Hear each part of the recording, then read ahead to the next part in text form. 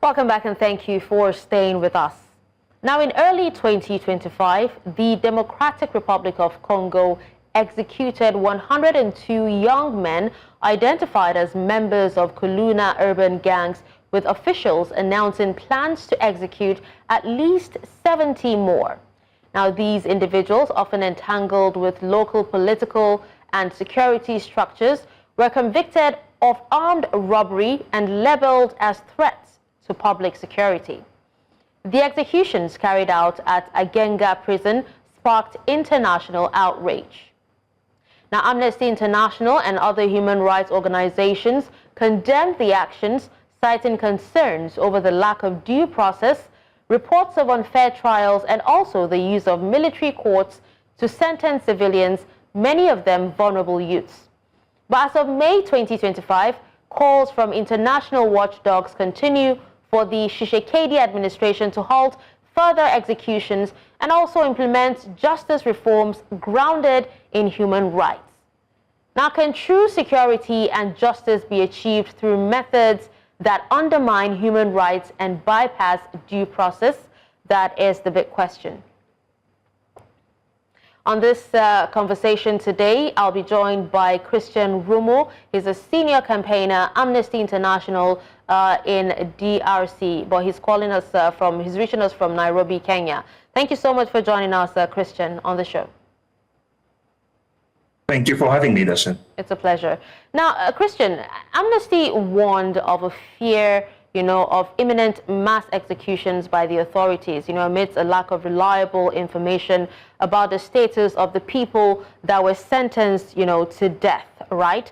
And also, we want to know how you're tracking their whereabouts and legal status of the over 170 people that reportedly transferred to Angenga prison for this execution. Yes, no, thanks for having me. Thank you for this timely discussion on the death penalty in the DRC, which is worrying, looking at the context of the crisis in the East and the political instability across the country. Just to clarify, we haven't seen any sign or proof of execution being carried out on the 170 people who were transferred to Angenga late last year, early this year. So that information, we were able to reach out to Congolese authorities who denied to have carried out at least, those executions. But there were a statement by the Minister of Justice promising to carry out those executions, which is quite a worrying sign, in particular worrying statement from someone like the Minister of Justice. And as you said, the DRC justice system has been plagued with unfair trial. The use of military courts is problematic under international law. And if you look at most of these cases, all these death sentences are being pronounced by military courts, which is problematic. So we think that it's really high time for the Congolese to get back to a moratorium and work with international and regional actors to help the countries abolish death penalty once for all. Okay, so it's a good thing that something is actually being done about that. But how do you monitor the use of military courts, for civilians, given that, many death sentences have actually come via military tribunals that are said to lack transparency and also proper defense rights? Yes, it's a huge task, and there are quite a number of Congolese human rights organizations who they monitoring of the trial, but also how the sentences are being carried out by the Congolese authorities. We do have as well, annually we publish a report on death penalty where we go back, we track if the country has carried out any execution. And in the case of the DRC, at least for the last past year, we haven't seen any proof that any execution was carried out.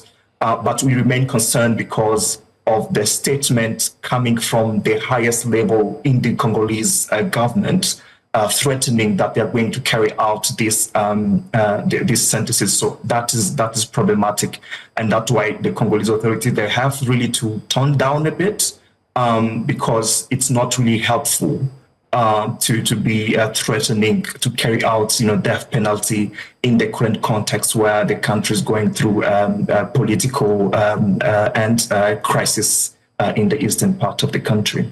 All right, now, Christian, let's come back to the crux of the matter. For those who actually have no idea, in early January, the DRC actually executed 102 men labeled urban bandits, with 70 more slated for execution, right? What new evidence, do you have or have you gathered on the fairness of those trials, and how many of those 70 remain at risk today? So, again, there haven't been executions, but no one has been killed in this process. Okay. Just to clarify that, we haven't seen any proof of the Congolese killing those 170 people. That is very important to clarify. What they have done, they took them and sent them to Angenga, which is a high security prison, where the Minister of Justice said they were awaiting for execution. So is that the reason why there was a video circulating online about, with the boys crying, being handcuffed and in uniforms, being transferred to Angenga? All right. Yes. So it's in that context where the minister was really threatening, saying, now you are going to die. So basically, even the trauma, the human side of it, the trauma that those young people called or tagged KULUNA were put through that process. First of all, being arrested in the most brutal manner on the streets of Kinshasa, and then being kept in prison conditions that are very, very terrible, being sentenced in harsh trials without proper due process, and being threatened to be executed, sent far, far away, 1,000 kilometers from their homes. So yes, all of that happened in a span of a month, or even in some cases less than a month. There have been, some of the human rights organizations on the ground, lawyers following up on some of the cases, but not all the cases. But there have been also cases where family members are trying to reach out to authorities to look after their loved one that were also carry, through that process of harshly going through the prison, arresting and sentencing the people that they call KULUNA. So yes, the process is really problematic. There was no due process at all in all of that, and we really thank people on the ground trying to make sure that that due process is addressed. All right. Now I'm being told that we actually have our other guest, Ali Akilimali Choma, freelance journalist in Kinshasa, DRC. Thank you so much for joining us, Mr. Choma.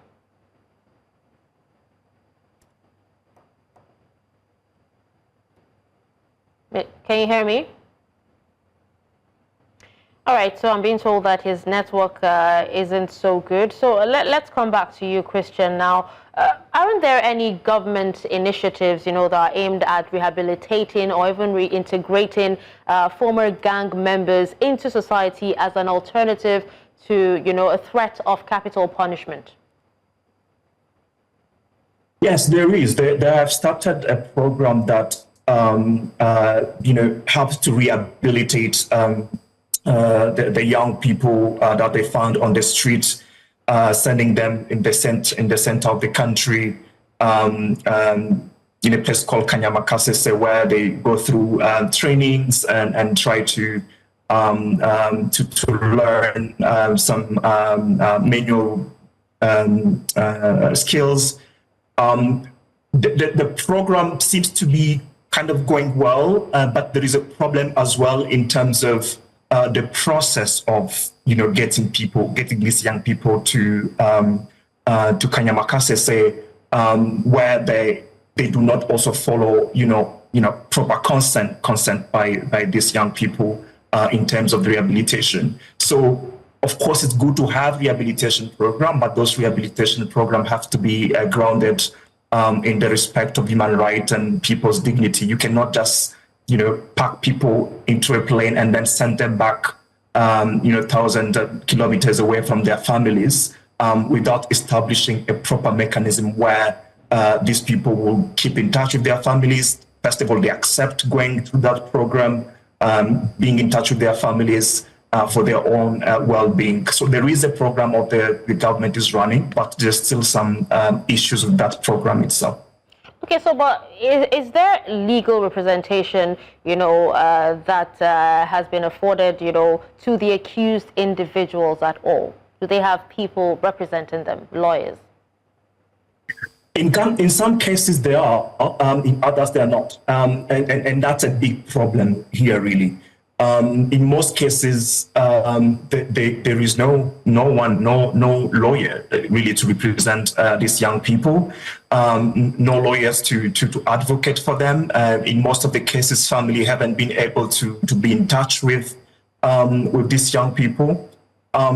So yeah, there is a serious due process problem in this operation that the Congolese authorities are carrying out. Okay, so I'm being told that Mr. Choma Choma has joined us. Can you hear me, sir?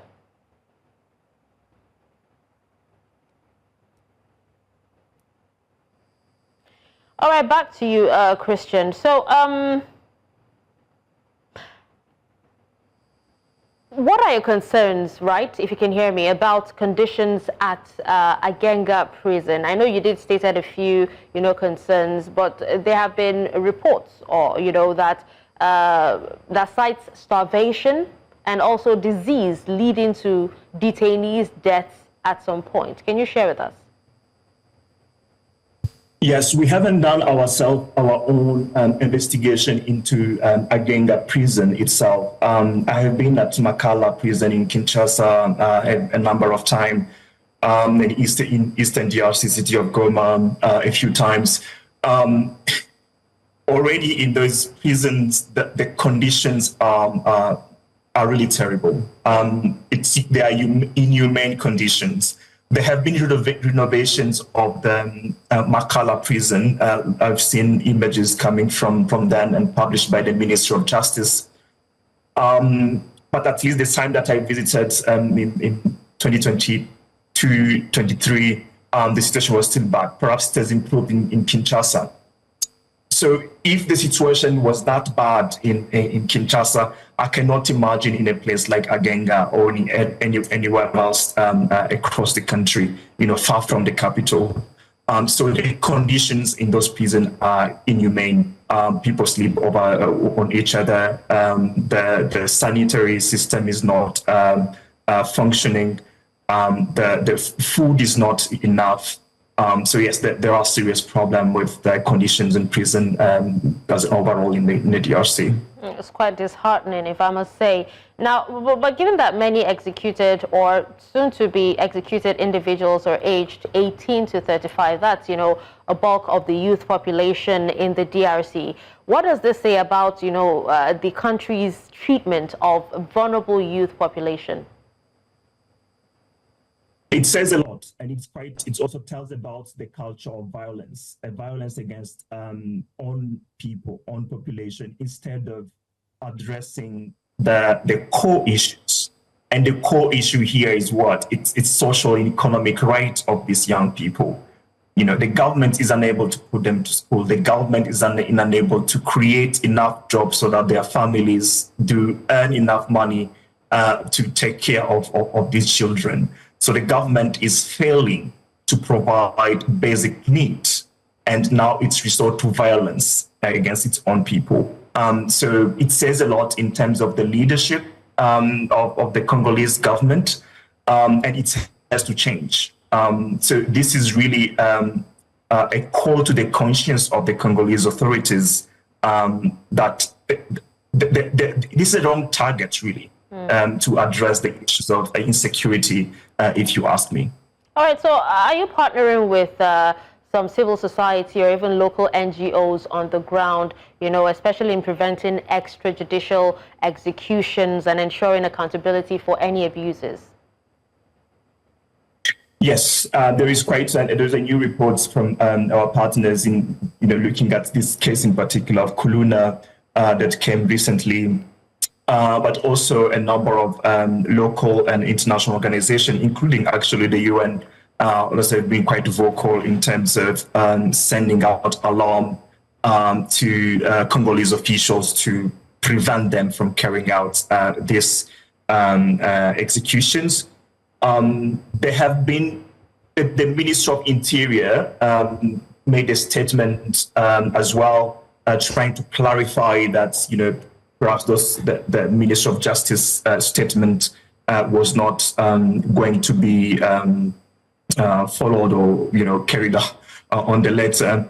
But still, the concern remains that this is being used by the Minister of Justice to kind of threaten people and threaten to use the execution, which would be in a contravention of the Congolese constitution itself, actually, that, makes the right to life as a sacred right. So, yeah. All right. Well, it's a good thing, again, that, no executions have actually taken place. And while we wrap up this discussion, would love your final words. And also, how does Amnesty handle the risk that publicizing these executions might inadvertently endanger prisoners' families, or even local activists? Yeah, no, so we are clear that death penalty for us is inefficient. There is no evidence that carrying out death penalty, executing people, would solve any problem. That is a long-standing position for Amnesty International for over the years now, decades now. The international community through the UN Human Rights Committee has pronounced itself on this issue. The African Commission on Human People's Rights, which is the continental human rights body, has pronounced itself, pushing African countries to abolish death penalty. So there is this movement of asking states to abolish death penalty, which we really encourage the Congolese authorities to embrace. And we believe that there could be political will to get towards that abolition. It's something that is not impossible, but with the help of Congolese civil society, with the help of all stakeholders, is going to happen. And really to send solidarity with all the families who are being subjected to experience of mental and this trauma that knowing your children is facing death, sending their solidarity, but also calling on the authorities, if there are specific accusations against specific people, they need to conduct proper investigation. They need to follow due process. So that we avoid this sort of, traumatizing a whole group of people for perhaps political gains. All right. Well, thank you so much, Christian Rumu, Senior Campaigner, Amnesty International, DRC, for joining us on the conversation and speaking on this.